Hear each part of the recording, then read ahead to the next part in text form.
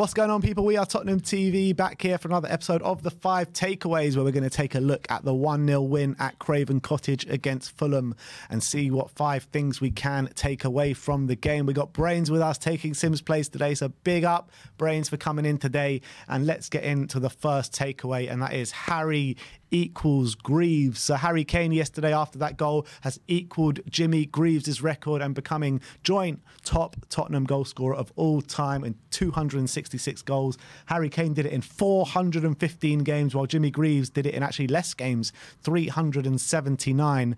But when Harry Kane broke into the team all those years ago, I mean, nobody thought it could go as well as it has done. The guy has been absolutely incredible. And, you know, with all those failed loan moves he had before he broke into to the team, nobody thought he would get half the goals he got, never mind being joint record goal scorer with Jimmy Greaves. I mean, I was speaking to a lot of Spurs fans, a lot of old boys as well, saying they thought no one would ever break this Jimmy Greaves record. So yeah, what an achievement. Yeah, and it's been an absolute privilege in our lifetimes to watch a player like this, a player grow, like build their body up, become an absolute force to be reckoned with on the world scene. This is not just a local player who's only done it, you know, here. Like, despite what anyone else says about trophies, he's played on the world scene. He's top scored at a World Cup. He's done it, you know. Like, we really have to, like, not take this guy for granted. If he goes, we will never see someone turn players like he does, and to place the ball to equal that record in the style of how he scored that goal was just, it shows his confidence is high. How many goals has he got this season? 16 already? This season, 16, yeah. Yeah, so, I mean, he's on course to like have a 30-goal season. Yeah. Like, we gotta like praise this guy to all hell, you know. Do you think the only reason he's not getting his props this season that maybe he deserves is just because Haaland's on for a 50-goal season, and not even a 60-goal season, and not a 30-goal season? Yeah, and, you know, look, and it's like, it's a classic example of if Kane was in a squad with so much quality around and the style of play was a little bit different, if you had an incredible defence where players wouldn't be handcuffed, and, you know, all these things, you know, that's what we want to see. We want the club to back Conte, and we want them to back Kane, you know. And if I was Kane, right now I'd be using this. I'd be using his scoring this season in the situation to go, you give great players around me. You give Conte what he needs, and I'll stay. Yeah. You left it to 300K. We're talking, but yeah. He was incredible last night. Yeah, last night, and ever since he's broken into the team. I mean, you cast your mind back to when he first broke into the team, and everyone was saying the same things. I mean, this guy just doesn't look like a footballer. Doesn't look like he had the build of a footballer. When he was taking it past players, it looked like he was just stumbling past them and stuff like that. And he was getting all these goals, and everyone was like, "This is a freak. This is a one-season wonder." The way he's kind of, the mentality that he has had to get himself to where he is today, it's just insane, isn't it? And he's super sharp as well. The goal that the one that against Palace, where Hill put it inside to him, and he just took one touch, bang. You know, like how he knows, like, I know where the keeper is, I know where the corner is, one touch, bang. And like, he's done a lot of that this season, where it's not been all penalties. He's been sharp. Yeah. His finishing's been sharp, and nothing more sharp than that strike last night. And on his sharpness of his finishing, I've never seen a player hit the side netting as consistently as he does. I mean, you're talking about a very high percentage of his shots always getting onto this inside netting. It's incredible. That's where he's looking, and sometimes it's the way, like, he hits a shot where the keeper isn't ready. His vision for, he's looking at the corner, but he's also like looking at the keeper, you know, like without seeing the keeper, he's looking at him not move or move. Yeah. He's like one of the most intelligent strikers that I've seen in like my time of watching football. Yeah, you know? And that just shows, like, to anyone wanting to be a footballer, that how much hard work can actually pay off.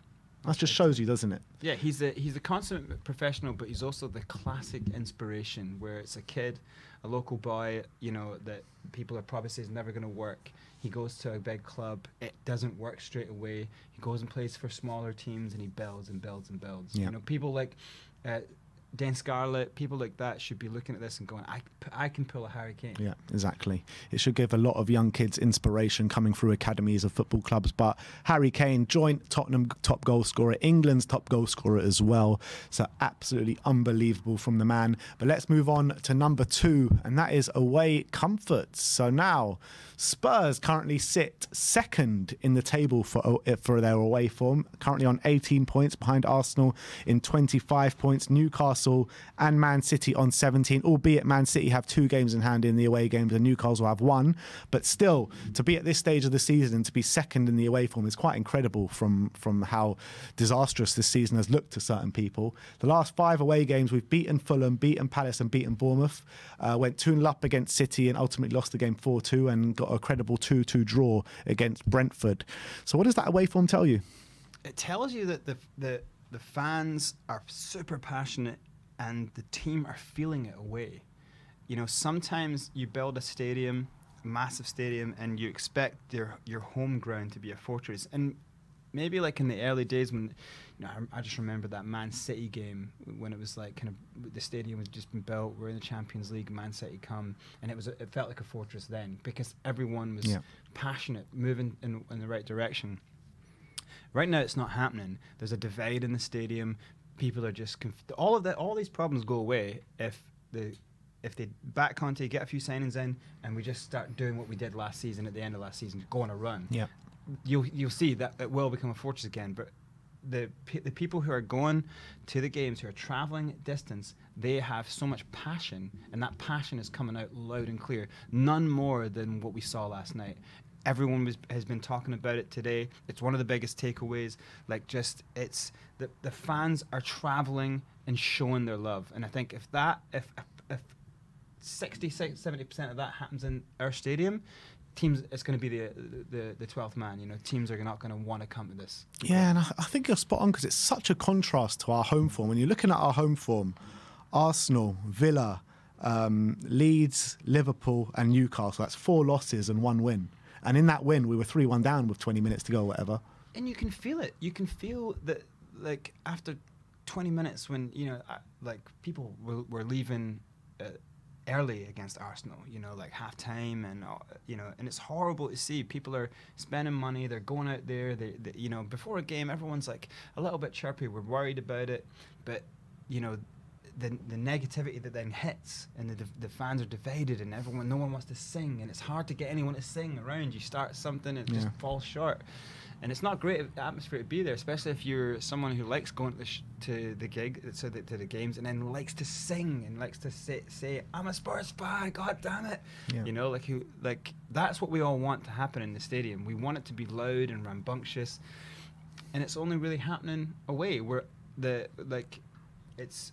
So you can see that. Imagine if you're a player and you're having just booze and negativity. Imagine you're Hugo Lloris and the ball's getting passed back to you, and you might not be going, oh, but you're going, and thousands of people going, yeah, you can feel it. Hear it. You can feel it, and then that's only going to make things worse. Yeah, absolutely. So I think that from this takeaway, you can definitely see how much of a difference the fans do make away from home and at home, which brings us on nicely to the third takeaway, and that is fans on song. We did cover it a little bit in the last takeaway, but I was there last night and the fans were absolutely incredible, and it follows on a bit of a theme from the Crystal Palace away game a few weeks ago where I thought they were brilliant as well, but this one took it up a notch, and the fans, it was the perfect kind of mix between supporting the team and showing your anger at the ownership yesterday. And I think the players felt it on the pitch. You could see them starting to puff their chests out a little bit in that second half. And Daniel Levy surely should be quaking in his boots a little bit, because the more this goes on, the more people are turning against the ownership. And maybe that's why we've seen a deal happen in 20 minutes today. A lot of people say that, you know, like, what can we do as fans? There's nothing we can do. But there was media throughout today, like from last night's game, where it was talking about how the fans are upset, like the fans have spoken. And then obviously there was some stuff being released about Levy's looking to sell the club for 2.5 billion, and it's like, maybe that's the club putting that out there, but you can see the fans are having an impact away.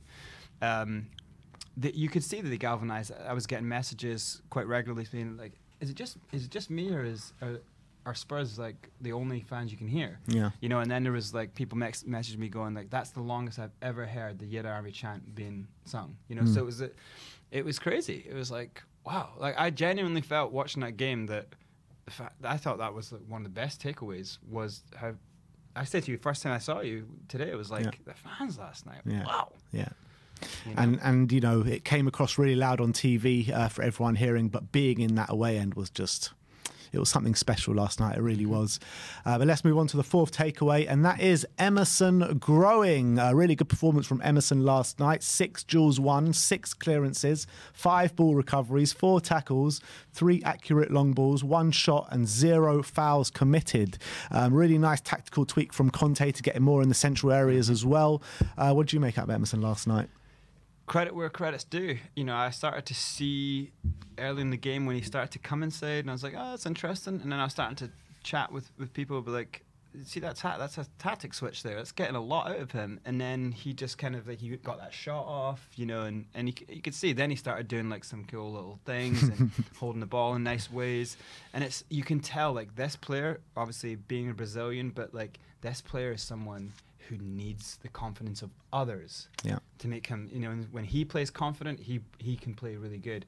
Obviously, we know that he's not a wing back, so as a you know, right back, he could be killing it if that was how he played.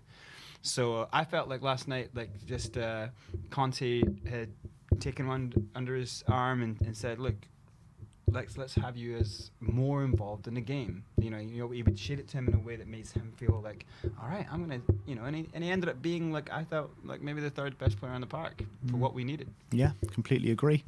And the last and 5th and final takeaway is not all doom and gloom. Now, there's been a lot of doom and gloom within the Spurs fan base this season, especially over the past couple of weeks, seeing as we haven't made any signings, the results haven't been going our way. But when you look at the outlay and the outlook of the season a bit more objectively, only 3 points outside of 3rd behind Newcastle, and everyone, the narrative around Newcastle is how amazing they've been this season, best defence in the league. And yes, they have been amazing this season, but we're still only 3 points behind them, which is unbelievable to think about. People were talking about Manchester United being in the title race a week ago. We're only 3 points behind them. Still in the FA Cup, where a lot of good teams have gone out, and Man City and play Arsenal on Friday night. So one of them are definitely going to go out. So that leaves us in pretty good stead, probably 2nd or 3rd favourites to win that tournament after this round if we do go through against Preston. And not only that, we're in the next round of the Champions League against AC Milan, which, you know, it's going to be a very difficult game, but it's a winnable game for us. So it's not all doom and gloom this season, is it? No, it's not. And I think that was one of the biggest takeouts from the game last night, from just people on messages and stuff, was that, you know, it was before the game, it was like, boy, we need a win. Like, we really and that was the thing. This was a huge game. And so if people are saying, like, oh, what a boring performance, it's like, this was a huge game. If we lost this, we're in 7th before this little break for the FA Cup. That's not a good situation to be in. Then we would literally have been in doom and gloom. You know, the fact that now we've won it, a little bit of space between us and Brighton and Fulham, and only 3 points behind, 3 points from 3rd. With as many games as we have left to go, knowing that last season, with everyone fit, that we went on a run. Now if we can get some players in, like, there's no reason why we can't go back to that. Just get our confidence back. The World Cup's out of the way now.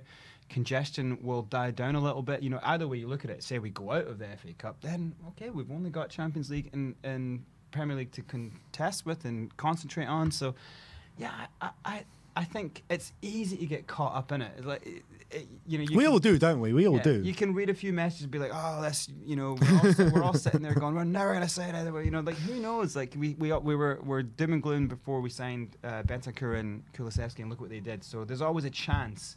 You know, we can understand why the doom and gloom is there. You know why, you know, but like, it doesn't mean that that's what's happening, really. You know, 100%. like what we're feeling isn't what reality is a lot of the time. A lot of the time, yeah. It can just switch. You know, these players and Conte, like what we heard from him after the game, and just sounding like he was passionate about the team. The way he went over the fans, the way Harry Kane almost cried talking about it. Like, if you aren't getting excited about this, thinking we can do we can get to third. I think we can get to third. If everything goes well, we can get to third, and maybe we can go deep in a cup run. And then that's a early on in Conte's reign. You'd have to be looking at they've got to now re-sign. They've got to back him. You know exactly. So all changes. Like just last week, we're going, Conte's gone. There's no hope. We're not going to even finish in the top 5. Guantanamo Bay. But yeah, look, it's there. Look, not everything is perfect, but it's not all doom and gloom. And I think it's time for the fans to take on the mantelpiece of those fans that were in the stadium last night and have that great balance of supporting the team, but also showing your frustrations against the ownership, because I think both are very, very important at the moment. But look, as long as we support the team, because the team are trying their hardest for us at the moment. And we're 5th in the league, 3 points behind Newcastle in 3rd. So I think we just need to keep going. And I'm pretty sure we're going to have a bigger second half of the season than we did in the first half. We've got favourable fixtures. If we go on a nice run, then I think we can genuinely make top 4 this year and go deep in one of the competitions, whether it be the FA Cup or the Champions League. You've got to remind yourselves, 2 games to go last season, we were 5 points behind Arsenal. Yeah. So it's not over till it's over. And from where we're at now, like you're telling me, if you're looking at it really negatively, you're telling me you think that Man United are going to just completely keep storming on when you know how vulnerable they are. You see what it's like when Casemiro goes, you know, and you tell me Newcastle have not been here for a long time. The panic will start to go in. Can we do it? Can we stay in top 4? Europe next year. You know, they will panic a bit. And so if we can just stay close and then get in that run, you know, then I think we could be set. All right, so there you have it. Those are the 5 takeaways for the 1-0 win against Fulham. Big up for Brains for coming in today once again. Thanks for having me. No, thanks for being here. And we'll see you all very soon. Like, subscribe and comment. And as always, come on you Spurs.